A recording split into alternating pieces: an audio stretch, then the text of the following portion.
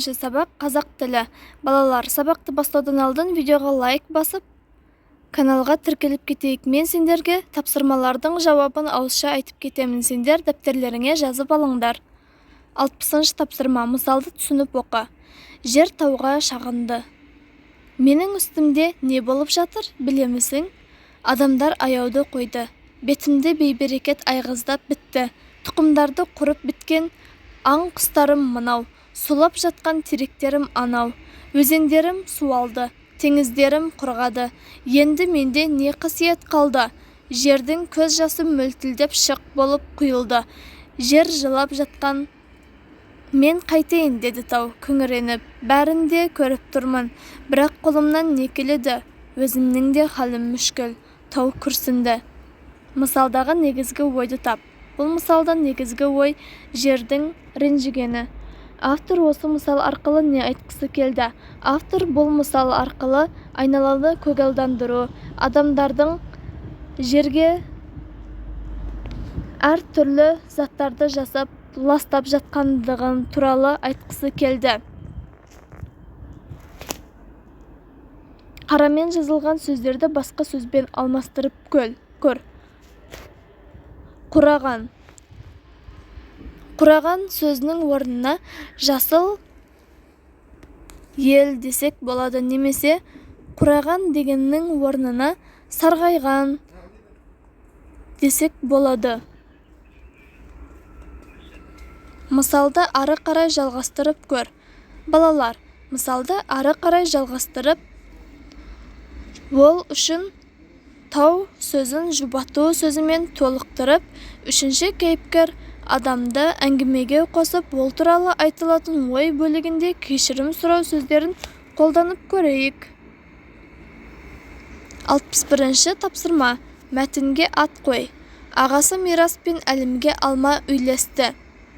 Мирас: рахмет, ағасы оқасы жоқ. Ал Әлім үндемеген қалпында тұра берді. Мирас: Әлім, сен неге рахмет айтпайсың? Ағам айтты, оқасы жоқ деді ғой. Оқасы жоқ деген қандай мағына береді? Оқасы жоқ дегеніміз алғыс айту мақсатында айтылатын сөздердің біреуі болып келеді. Есебі жоқ деген сияқты. Әлімнің айтқанына келісесің бе? Келіспесең өз пікіріңді төмендегі сөздермен баста және аяқта. Кешіріңіз, мен Әліммен келіспеймін, өйткені ол өзі үшін рахмет айту керек еді. Әлім болса ағасының айтқан рахметін ағам айтты ғой деп қоя салды. 62-ші тапсырма. Журналист 3-ші сынып оқушыларын әдептілік туралы сұхбат алды. Балалар төмендегідей пікірлер білдірді. Сәкен: адамның әдептілігі асықпай, анық, әдемі сөйлеген сөзінен көрінеді.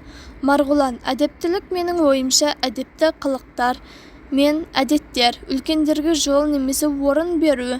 Әсел: әдептілік бұл сиқырлы сөздер, оған мархабат, кешір, рахмет деген сөздер жатады. Назира: ең бастысы бір-бірімізге жылы көзқараспен, әдепті қимылмен күлімсіреп қарау, сөйлеушінің көзіне, бет құбылысына мұқият назар аудару. Әдептіліктің негізгі белгілері. Маржан: әдептілік меніңше кез келген жақсы іс-әрекет, кішілерге қамқор болу, үлкендерге көмектесу. Қай жауап саған көбірек ұнады? Маған Маржанның жауабы көбірек ұнады, өйткені ол әдептілік меніңше кез келген жақсы іс-әрекет. Сен де сұхбатқа қосылып, өз жауабыңды жазбаша білдір. Менің сұхбатқа айтатын сөздерім: әдептілік